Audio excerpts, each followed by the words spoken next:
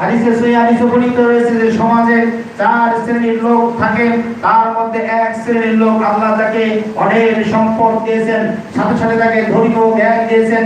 ওই ব্যক্তি তার ধর্মীয় জ্ঞানের আলোকে তার সম্পদ আল্লাহ যেভাবে বন্টন করতে বলেন, যেভাবে ব্যয় করতে বলেন, ঠিক ওইভাবে ব্যয় করে। আর এই ব্যক্তি হচ্ছে সবচেয়ে উপর স্তরের ব্যক্তি। দ্বিতীয় ব্যক্তি হচ্ছেন যাকে সম্পদ দেওয়া হয় নাই, তবে ধর্মীয় জ্ঞান দেওয়া হয়েছে। উনি এই জ্ঞানের আলোকে ওই প্রথম ব্যক্তির ন্যায় আল্লাহর কাছে আকাঙ্ক্ষা করে, আল্লাহ আমাকে যদি এরকম সম্পদ দেওয়া হতো, আমি এরকম দান, এরকম বন্টন, এরকম সাদকা বা এরকম ব্যয় আমি করতে পারতাম। এই দুই নম্বর ব্যক্তিকে স্তর, দ্বিতীয় স্তরে বলা হয়েছে। তিন নম্বর হচ্ছে ওই ব্যক্তি যাকে সম্পদ দেওয়া হয়েছে অনেক, তবে তাকে ধর্মীয় কোনো জ্ঞান দেওয়া হয়নি, আল্লাহ সম্পর্কে কোনো জ্ঞান তার নেই। এই জন্য তার সম্পদ যা ইচ্ছা, যেখানে ইচ্ছা, যেভাবে ইচ্ছা সে ব্যয় করে। আর এই ব্যক্তিকে বলা হয়েছে সবচেয়ে নিকৃষ্ট ব্যক্তি। এবং চতুর্থ নম্বর ব্যক্তি যাকে সম্পদ দেওয়া হয় নাই, জ্ঞানও দেওয়া হয় নাই, তবে এই ব্যক্তি আকাঙ্ক্ষা করে, যেমন কারুনের সময় কারুনকে দেখে এক শ্রেণীর লোক আকাঙ্ক্ষা করেছিল যে আমাকে যদি এরকম সম্পদ হতো আমি এইভাবে চলাফেরা করতাম। এই শ্রেণীর লোক এরকম আকাঙ্ক্ষা করে যে আমাকেও যদি এরকম সম্পদ দেওয়া হতো, আমি এরকম যা ইচ্ছা তাই আমি খুশি মতো ব্যয় করতাম। এই চতুর্থ নম্বর ব্যক্তিও নিকৃষ্ট ব্যক্তি। অতএব আমাদের নিয়তের উপরে সবকিছু করতে হবে। আমাদের নিয়ত যদি ওইভাবে সুন্দরভাবে আমরা যদি নিয়তকে পরিষ্কার করতে পারি, আল্লাহর বিধান অনুযায়ী আমাদের সম্পদকে, আমাদের পশুকে যদি আমরা ওইভাবে আমরা আল্লাহ যেভাবে বলেছেন সেভাবে যদি জবে করতে পারি আল্লাহর জন্য, তবেই সেটা সার্থক হবে। আরেকটা হাদিস বলে শেষ করবো, সময় নিব না, আমি বিশের মধ্যে শেষ করার চেষ্টা করব। যে আল্লাহ রাসূল বলেছেন যে তিন শ্রেণীর লোককে কিয়ামতের দিনে ইয়াউমুল কিয়ামা, কিয়ামতের দিনে আনা হবে। তাকে তার প্রথম নাম্বার ব্যক্তি শহীদ আনা হবে।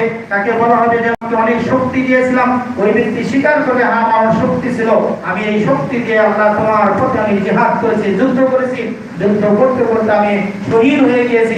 তখন আল্লাহ তাকে বলবেন তুমি মিথ্যুক, তুমি কাযযাব, তুমি মিথ্যা কথা বলছো, তুমি শহীদ হয়েছো, যুদ্ধ করেছো, তুমি আমার জন্য করো নাই, তুমি করেছো লোক সমাজে তোমাকে বীর উত্তম খেতাব দিবে, বীর শহীদ খেতাব হিসেবে তোমাকে ভূষিত করবে।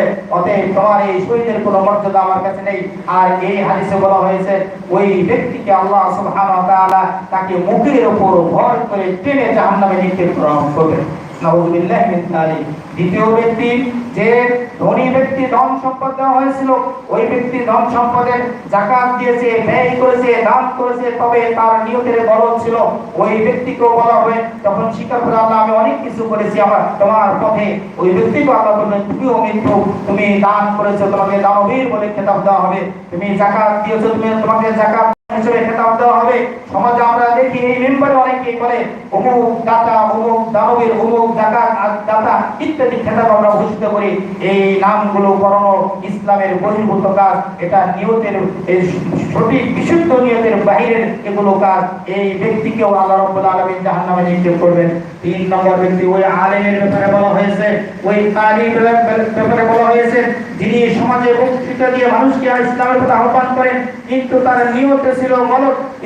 তার নিয়ত ছিল যে মানুষ আমাকে আলেম বলবে, আমি ফেমাস হব, মানুষ আমাকে অনেক কিছু বলবে, আমার কণ্ঠ বলো, কেরাত বলো, আমাকে যাতে মানুষ বলে হ্যাঁ অমুকের সুন্দর কেরাত, কত মধুর কণ্ঠ, এই যে সুনাম অর্জনের জন্য নিয়ত ছিল।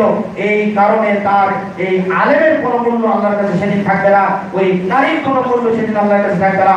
সম্মানিত পরিস্থিতি, সংক্ষিপ্ত কথায় আমি আপনাদেরকে আজকে এই মূল্যবান একটু পরে আমরা যে আমাদের ইবাদত আরেকটি রয়েছে মূল সর্বোত্তম, যে আমরা নাহার করবো, জবাই করবো, কুরবানি করবো, এতে যাতে আমাদের বিন্দু পরিমাণ কোনো রিয়া, লোক দেখানো না থাকে।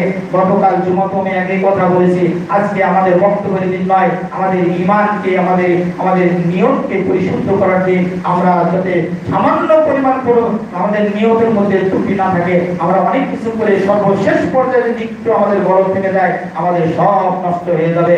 সম্মানিত উপস্থিতি, এরপরে আপনারা আজকে যে পশুকে জবাই করবেন যাতে ওই পশুর কোনো কষ্ট না হয়, এটা আল্লাহর একটা শিয়ার। আল্লাহ খুবই মর্যাদা দিয়েছেন এই পশুর প্রতি, এই পশুকে আল্লাহ গ্রহণ করেছেন, কবুল করেছেন, ফিরে আমরা কিনতে পেরেছি, আমরা জবাইয়ের জন্য আমরা নির্দিষ্ট করতে পেরেছি।